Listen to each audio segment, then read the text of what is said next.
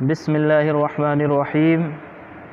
الحمد للہ رب العالمین والصلاة والسلام علی سید الانبیاء والمرسلین۔ خواتین و حضرات، ماہ رمضان المبارک بہت ہی جلد اپنی رحمتوں اور برکتوں کے ساتھ ہم پر سایہ فگن ہونے والا ہے۔ حضور سید عالم صلی اللہ تعالیٰ علیہ وسلم کی سنت کو ادا کرتے ہوئے حضور پاک علیہ الصلوۃ والسلام کے خطبے کے وہ کلمات میں آپ کے سامنے پیش کرتا ہوں کہ ماہ رمضان المبارک کی آمد سے قبل شعبان المعظم کے آخری ایام میں سے کسی یوم میں یا آخری دن میں حضور پاک علیہ الصلوۃ والسلام نے یہ خطبہ اپنے صحابہ کرام سے ارشاد فرمایا تھا۔ اب اس حدیث پاک کو دیکھیں کہ حضور پاک علیہ الصلوۃ والسلام نے اس ماہ مبارک کی فضیلتوں کا ذکر کیا ہے اس میں، اور اس میں کیا اعمال کرنے ہیں مومنین مومنات کو، وہ حضور پاک علیہ الصلوۃ والسلام نے ارشاد فرمائے ہیں۔ حضرت سلمان فارسی رضی اللہ تعالی عنہ وہ راوی ہیں، قال وہ فرماتے ہیں خطبنا رسول اللہ صلی اللہ تعالی علیہ وسلم آخر یوم من شعبان۔ حضور پاک علیہ الصلوۃ والسلام نے شعبان المعظم کے آخری دن میں ہم سے خطاب فرمایا۔ شعبان کا مہینہ جب جا رہا تھا اور ماہ رمضان المبارک کی جب آمد ہونے والی، تو حضور پاک علیہ الصلوۃ والسلام نے اس وقت اپنے صحابہ کرام کے مجمع سے خطاب فرمایا، اور دیکھیں کہ حضور پاک علیہ الصلوۃ والسلام ارشاد فرماتے ہیں یا ایھا الناس، اے لوگوں، انہ قد اظلکم شہر عظیم شہر مبارک، آگاہ ہو جاؤ، چونکہ ماہ رمضان المبارک کی آمد ہونے والی ہے اور شعبان المعظم کا آخری دن ہے۔ حضور پاک علیہ الصلوۃ والسلام اپنے صحابہ سے خطاب کرتے ہوئے ارشاد فرما رہے ہیں کہ لوگوں آگاہ ہو جاؤ، ان قد اظلکم شہر عظیم، کہ تمہارے اوپر ایک بہت ہی عظمتوں والا مہینہ سایہ فگن ہونے والا ہے، شہر مبارک، برکت والا مہینہ سایہ فگن ہونے والا ہے۔ اور اس مہینے کی خصوصیت میں سے ایک فضیلت آپ نے یہ ارشاد فرمائی، اس ماہ مبارک کی خصوصیت یہ ہے فیہ لیلۃ خیر من الف شہر، کہ اس ماہ مبارک میں ایک ایسی رات ہے جو 1000 مہینوں سے بہتر ہے۔ یہ حضور پاک علیہ الصلوۃ والسلام اپنے صحابہ کرام کو گویا کہ اس ماہ مبارک کی عظمت بتا کر کے اور اس میں ملنے والی برکتیں بتا کر کے اور اس میں آنے والی جو شب ہے شب قدر، اس کا ذکر کر کے حضور پاک علیہ الصلوۃ والسلام اپنے سامعین صحابہ کو اور پھر صحابہ کے واسطے سے پوری امت کو حضور پاک علیہ الصلوۃ والسلام نے آگاہ فرمایا ہے کہ اس ماہ مبارک میں کرنا کیا ہے۔ پہلے اس کی فضیلت آپ نے بتائی کہ یہ برکت والا مہینہ ہے اور یہ عظمت والا مہینہ ہے، عظیم مہینہ ہے، اور اس میں ایک مبارک رات ہے جو 1000 مہینوں سے بہتر ہے، اور پھر آپ نے ارشاد فرمایا اس ماہ مبارک میں کیے جانے والے کام کیا ہیں۔ آپ نے فرمایا فرض اللہ صیامہ، اللہ تعالیٰ نے اس ماہ مبارک کے جو روزے ہیں انہیں لوگوں پر فرض فرمایا۔ یہ اس مہینے کا سب سے خصوصی عمل ہے روزہ رکھنا، جو کہ فرض ہے۔ اس کی فرضیت کا حضور پاک علیہ الصلوۃ والسلام نے ذکر فرمایا، اور پھر اس کے بعد حضور پاک علیہ الصلوۃ والسلام نے ارشاد فرمایا اس کی دوسری اس ماہ مبارک کی خصوصیت، اور فرمایا وجعل قیام لیلہ تطوعا، اللہ رب العزت نے اس ماہ مبارک کی راتوں میں قیام کرنا یہ نفل فرمایا ہے، رات میں کھڑے ہو کر کے قیام کرنا ہے، نمازیں پڑھنی ہیں۔ اور پھر حضور پاک علیہ الصلوۃ والسلام نے یہ ضرور فرمایا کہ یہ ہے نفل عبادت رات میں قیام کرنا، لیکن پھر اس کے آگے فوراً ارشاد فرمایا کان کمن ادی فریضۃ فیما سواہ،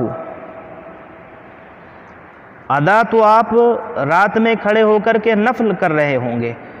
نفل کی ادائیگی کر رہے ہوں گے۔ لیکن حضور پاک علیہ الصلوۃ والسلام نے ارشاد فرمایا کہ اس رات میں یا دن میں، رمضان کے پورے مہینے میں جو آپ نفل عبادت کریں گے، اللہ رب العزت اس نفل عبادت کا ثواب فرض عبادت کے برابر عطا فرمائے گا۔ یہ اشارہ اس جانب ہے کہ رات میں کھڑے ہونا اور کھڑے ہونا، قیام کرنا، نمازیں پڑھنا، یہ نفل عبادت ضرور ہے، لیکن اس پہ ثواب اللہ رب العزت فرض نمازوں کی طرح عطا فرمائے گا۔ آپ پڑھیں گے نفل اور ثواب ملے گا فرض نماز کے برابر۔ یہ اس ماہ مبارک کی خصوصیت۔ اور فرمایا ومن ادا فیہ فریضۃ، اور جس نے اس ماہ مبارک میں کوئی فرض ادا کیا، حضور پاک علیہ الصلوۃ والسلام ارشاد فرماتے ہیں کان کمن ادا 70 فریضۃ فیما سواہ۔ تو اس ماہ مبارک میں فرض کا ادا کرنا اس طرح سے ہے گویا کہ ایک فرض کا ادا کرنا 70 فریضوں کو ادا کرنے کے برابر ہے۔ 70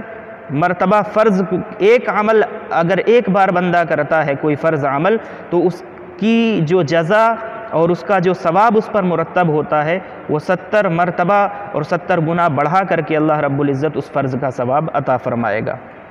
تو نفل کی بھی اہمیت حضور پاک علیہ الصلوۃ والسلام نے ارشاد فرما دی کہ راتوں کو قیام کرنا ہے، اور قیام کا ثواب آپ نفل پڑھیں گے، نفل عبادت کا ثواب اللہ رب العزت فرض کے برابر آپ کو عطا فرمائے گا، اور جو فرض ہوگا، جو فرض آپ ادا کریں گے، اس کا ثواب 70 گنا بڑھا کر کے اللہ رب العزت عطا فرمائے گا۔ اب حضور پاک علیہ الصلوۃ والسلام اور بھی دوسرے اعمال اس ماہ مبارک میں جو کرنے چاہیے وہ آپ نے ارشاد فرمائے ہیں۔ فرمایا وَهُوَ شَهْرُ الصَّبْرِ، ماہ رمضان المبارک کے متعلق حضور نے فرمایا کہ رمضان المبارک صبر کا مہینہ ہے، صبر کرنا ہے آپ کو، اور ہر بندہ مومن کو صبر کرنا ہے، بھوک پر، پیاس پر اور دوسری تمام چیزوں پر۔ تو حضور نے فرمایا وَهُوَ شَهْرُ الصَّبْرِ،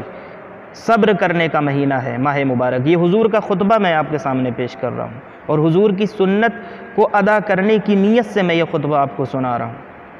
تو حضور پاک علیہ الصلوۃ والسلام نے فرمایا کہ یہ صبر، ماہ مبارک جو ہے یہ مہینہ صبر کا مہینہ ہے، وَالصَّبْرُ ثَوَابُهُ الْجَنَّةُ، اور صبر کا جو ثواب ہے وہ جنت ہے، صبر کا جو بدلہ ہے وہ جنت ہے۔ اور قرآن مجید میں اللہ رب العزت نے ارشاد فرمایا ان اللہ مع الصابرین۔ اس حدیث میں اللہ رب العزت حضور پاک علیہ الصلوۃ والسلام نے ارشاد فرمایا وَالصَّبْرُ جَزَاؤُهُ الْجَنَّةُ، صبر کی جزا جو ہے، بدلہ جو ہے وہ جنت ہے،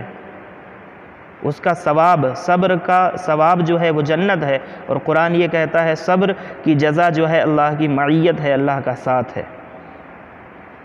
تو صبر کا مہینہ ہے اور اس میں صبر کرنا ہے، اور بندہ بھوکا اور پیاسا رہ کر کے جب صبر کرے گا تو اسے اللہ کا ساتھ بھی نصیب ہوگا اور اللہ کی جنت بھی نصیب ہوگی۔ آگے حضور پاک علیہ الصلوۃ والسلام نے ارشاد فرمایا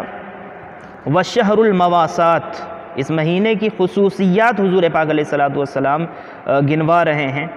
اور انہیں شمار فرما رہے ہیں۔ فرمایا وَالشَّهْرُ الْمَوَاسَاتِ، یہ آپس میں ایک دوسرے کے ساتھ بھلائی کا، ہمدردی کا، مودت اور محبت کو بڑھانے کا مہینہ ہے۔ ایک دوسرے کے ساتھ ہمدردی ہمیشہ رکھنا ہے، لیکن حضور پاک علیہ الصلوۃ والسلام نے خصوصیت کے ساتھ اس مہینے میں اس چیز کو ذکر آیا کہ یہ مواسات اور ہمدردی اور ایک دوسرے کے ساتھ بھلائی کرنے کا مہینہ ہے ماہ رمضان المبارک۔ اور آگے ارشاد فرمایا وَالشَّهْرٌ يَزْدَادُ فِيهِ رِزْقُ الْمُؤْمِنِ، اور یہ ایسا مہینہ ہے، یا پھر اس کو یزدادو بھی پڑھا جا سکتا ہے، وَالشَّهْرٌ يُزْدَادُ فِيهِ رِزْقُ الْمُؤْمِنِ، یہ ماہ رمضان المبارک ایسا مہینہ ہے کہ جس میں بندہ مومن کا رزق جو ہے بڑھا دیا جاتا ہے، یا اللہ تعالیٰ ماہ رمضان المبارک میں بندہ مومن کا رزق بڑھا دیتا ہے۔ یہ ہے ماہ مبارک، رمضان المبارک کا جو مہینہ ہے کہ اس میں بندہ مومن کا رزق اللہ رب العزت کشادہ فرما دیتا ہے، رزق میں برکتیں عطا فرماتا ہے۔ اب حضور پاک علیہ الصلوۃ والسلام ایک اور عمل کی جانب آپ توجہ دلا رہے ہیں۔ فرمایا من فطر صائما، جب رزق میں کشادگی ہو جاتی ہے تو جس نے کسی ایک بندے مومن کا روزہ افطار کروایا، کسی کو افطار کروایا، حضور فرماتے ہیں کان مغفرتن لذنبہ، تو یہ اس کا یہ عمل جو ہے، اس کو افطار کروانا کسی مومن کو، حضور پاک علیہ الصلوۃ والسلام فرماتے ہیں کان مغفرۃ لذنبہ، کسی کو روزہ اور افطار کرانا اس ماہ مبارک میں، اس کے افطار کے لیے انتظام کر دینا کھانے یا پینے کی چیزوں کا، یہ اس کے لیے اس کی بخشش کا سامان ہوگا، بخشش کا ذریعہ بنے گا اس کا یہ عمل۔ اور وعتق رقبتہ من النار، اس کی مغفرت کی وجہ بنے گا یہ عمل افطار کروانا، اور اس کی گردن جہنم سے آزادی پائے گی اس عمل کے ذریعے سے، اسے جہنم سے آزادی کا اللہ رب العزت پروانہ عطا فرمائے گا اس عمل کے بدلے میں۔ یعنی کسی کو افطار کروانے کی جزا اللہ تعالیٰ یہ دے گا کہ ایک تو اس کے گناہوں کو معاف فرمائے گا، اور دوسرا یہ کہ اس کو جہنم سے آزادی کا پروانہ عطا فرمائے گا، اس کی گردن کو آزاد کر دے گا جہنم سے۔ اور فرمایا وَكَانَ لَهُ مِثْلَ أَجْرِهِ مِنْ غَيْرِ أَنْ يُنْقَصَ مِنْ أَجْرِهِ شَيْءٍ۔ حضور پاک علیہ الصلوۃ والسلام نے ارشاد فرمایا، یہ ایک اور دوسری فضیلت، ایک تو یہ کہ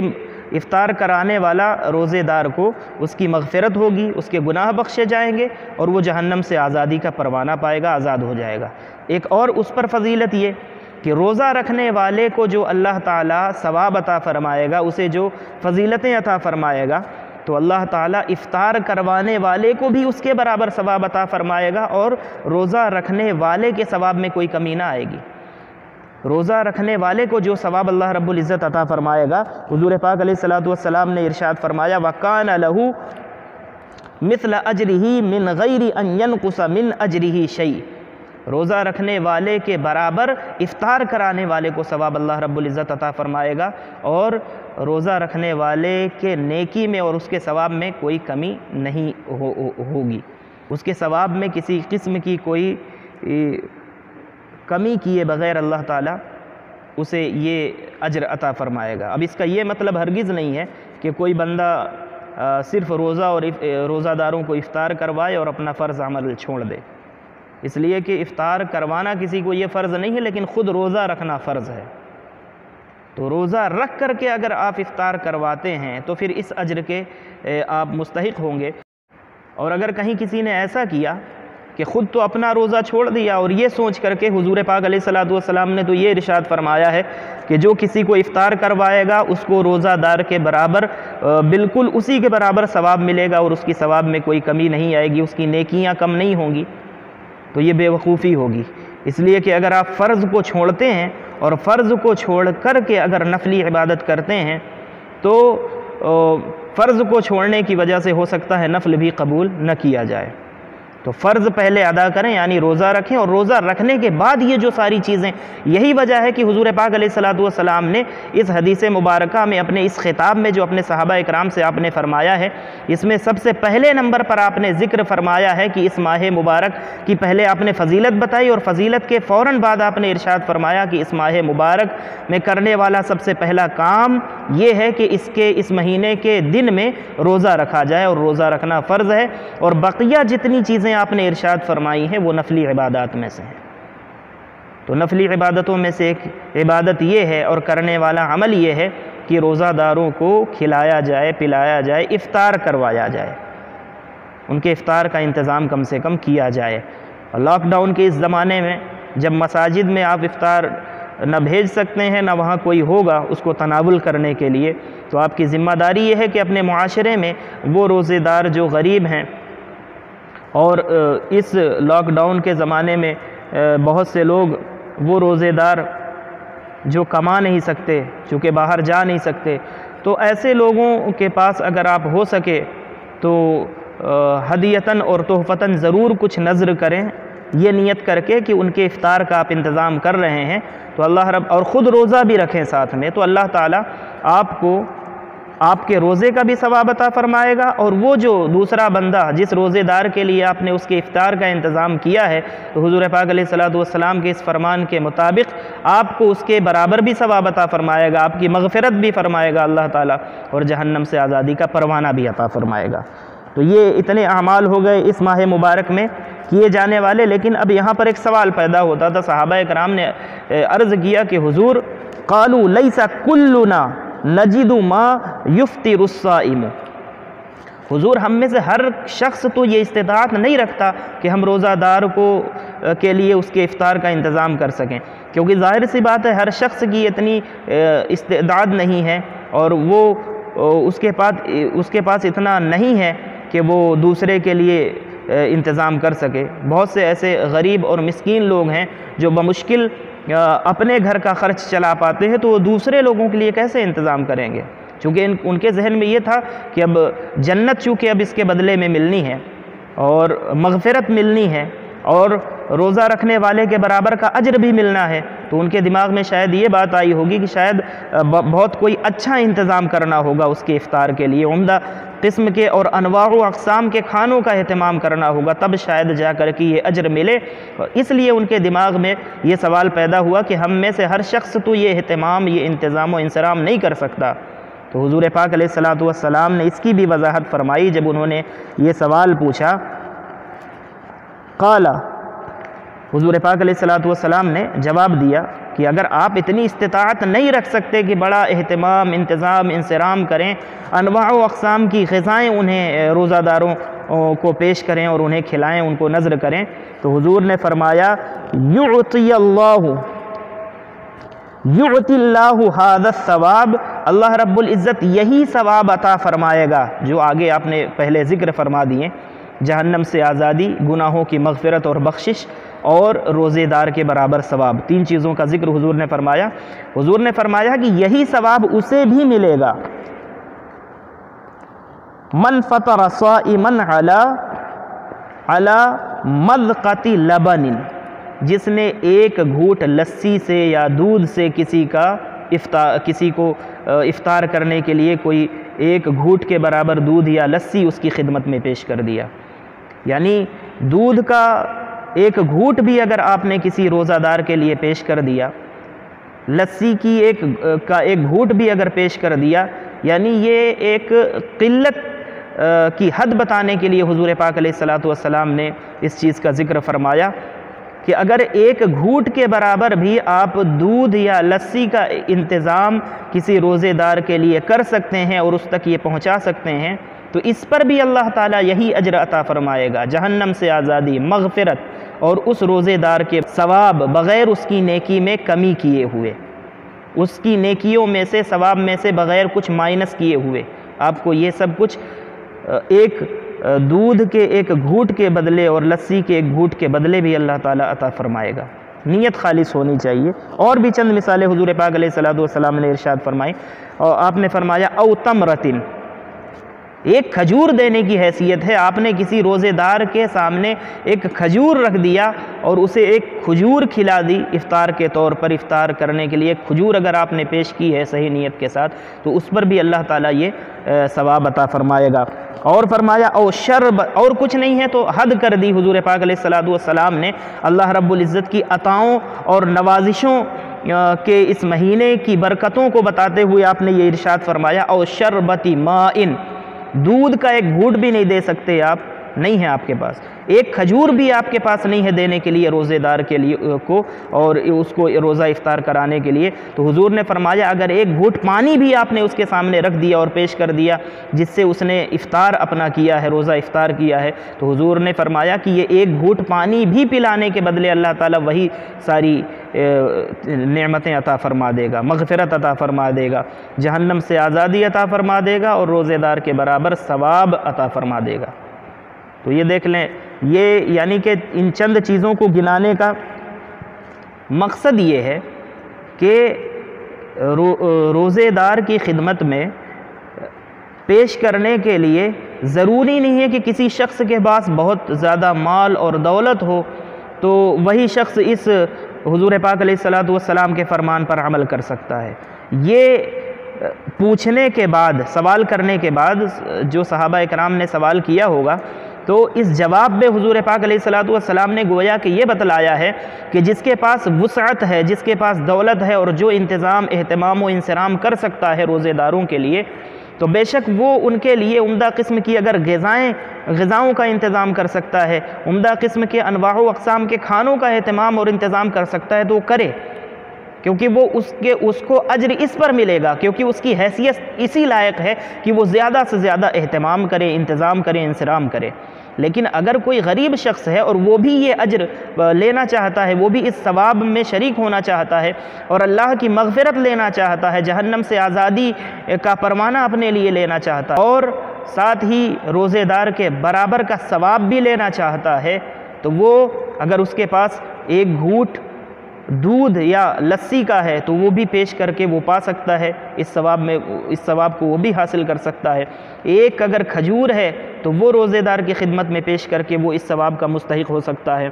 اور اگر یہ بھی نہیں ہے تو حضور پاک علیہ الصلوۃ نے فرمایا کہ خلوص کے ساتھ اگر وہ پانی کا ایک گھونٹ اور ایک پیالہ ہی اگر روزے دار کے سامنے اگر وہ پیش کرتا ہے تو اللہ تعالیٰ اس پر بھی یہ اجر عطا فرما دیتا ہے۔ آگے دیکھیں حضور پاک علیہ الصلوۃ نے ارشاد فرمایا وَهُوَ شَهْرٌ أَوَّلُهُ رَحْمَةٌ، یہ ایسا مبارک مہینہ ہے کہ اس کے پہلے عشرے میں رحمت ہے، وَأَوْسَطُهُ مَغْفِرَةٌ، درمیانی جو عشرہ ہے، درمیان کے جو 10 دن ہیں وہ عشرہ مغفرت ہے، مغفرت کا عشرہ ہے۔ اور پھر حضور پاک علیہ الصلوۃ نے ارشاد فرمایا وَآخِرُهُ، اس ماہ مبارک کا جو آخری عشرہ ہے، عتق من النار، وہ جہنم سے آزادی کا عشرہ ہے۔ اس ماہ مبارک کی تمام فضیلتیں حضور پاک علیہ الصلوۃ نے ارشاد فرمائی اور اپنی بات یہاں پر حضور پاک علیہ الصلوۃ نے ختم فرمائی ہے۔ آپ نے فرمایا وَمَنْ خَفَّفَ عَنْ مَمْلُوكِهِ فِيهِ، اگر کسی شخص کے یہاں کوئی اس کا ماتحت ہو، ملازم ہو، کام کرنے والا، روزے دار، مومن، ملازم، تو اگر آپ اس ملازم کے لیے اس کی جتنی ڈیوٹی ہے اس کی ڈیوٹی سے کم کام لیتے ہیں، یہ سوچ کر کے کہ یہ بیچارہ روزے دار ہے، اس نے روزہ رکھا ہوا ہے، تو اگر اس سے کم کام یہ سوچ کر کے آپ لیتے ہیں، روزہ دار ہونے کی حیثیت سے وجہ سے اس پر رعایت کرتے ہوئے، تو حضور پاک علیہ الصلوۃ نے ارشاد فرمایا اس پر بھی کہ جو اپنے کسی ملازم سے کم کام اس وجہ سے لیتا ہے کہ وہ روزے دار ہے اور ماہ رمضان المبارک میں اس روزے دار پر تخفیف کرتا ہے، کم بوجھ ڈالتا ہے کہ روزہ دار ہونے کی وجہ سے اس پر تکلیف نہ ہو، تو حضور سید عالم صلی اللہ تعالیٰ علیہ وسلم نے اس کا بھی یہی اجر ارشاد فرمایا ہے اعتقہ اللہ من النار، کہ جو اپنے ماتحت کسی بندے سے اس لیے کم کام لیتا ہے کہ روزے کی وجہ سے اس پر گرا نہ گزرے، وہ مشقت میں اور حرج میں مبتلا نہ ہو، اس پر تخفیف کرتا ہے، کام کم لیتا ہے، تو حضور نے فرمایا کہ اس کی وجہ سے بھی اعتقہ اللہ من النار، اللہ تعالیٰ اسے جہنم سے آزادی کا پروانہ عطا فرما دے گا، جو کم کام لے رہا ہے تاکہ اپنے بھائی پر وہ آسانی کرے، اور روزہ دار کے روزے کا جو احترام کرتے ہوئے جو یہ کام کرتا ہے، اللہ رب العزت اسے بھی جہنم سے آزادی کا پروانہ عطا فرمائے گا۔ تو یہ تو حضور پاک علیہ الصلوۃ کا وہ خطبہ ہے جو حضور پاک علیہ الصلوۃ نے رمضان المبارک کی آمد سے قبل شعبان کے آخری دن میں یا آخری دنوں میں سے کسی دن میں آپ نے ارشاد فرمایا۔ تو حضور پاک علیہ الصلوۃ کی اس سنت کو زندہ کرتے ہوئے اور ادا کرتے ہوئے اس سنت کا ثواب لینے کی غرض سے اللہ رب العزت کی توفیق سے میں نے یہ خطبہ آپ کے سامنے پیش کیا ہے۔